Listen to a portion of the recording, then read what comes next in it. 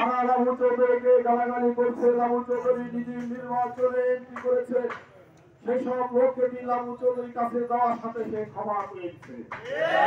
আল্লাহর কথা, কে অন্যায় করে ক্ষমা চাইলে ক্ষমা করে দিতে হয় না? আমার নেতা এমন একজন মানুষ, তারে মারেন ধরেন কথা কন গালাগালি করেন, সে মনে করে না। তার প্রমাণ কি সালতা উপজেলা পাইছে?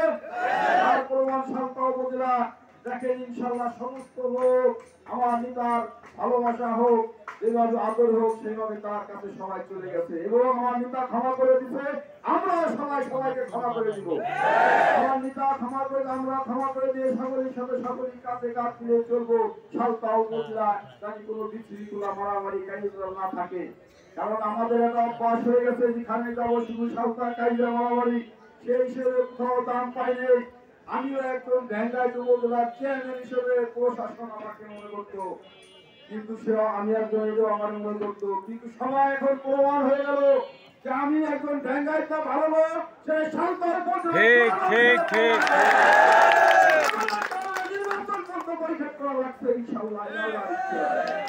সবাইকে ধন্যবাদ জানিয়ে আপনাদের নির্বাচনে আপনারা স্বইচ্ছা নিজেরা ভাবে হয়ে আপনারা কেন্দ্রে যাবেন, ভোট দিবেন।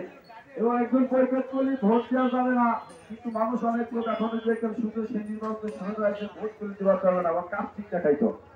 এই জন্য একটা অনুরোধ, আপনাদের মনে করেন যে সকাল 8টার দিকে 4টের মধ্যে ভোট হবে। প্রতিটা ফ্যামিলির লোক যারা আমাদেরকে ভালোবাসে, তার 24 ঘন্টা টাইম দেয়, দোয়া করে আল্লাহর কাছে প্রার্থনা করে আজকে আমার জঙ্গলের সঙ্গে আপনারা পাওয়াইছে।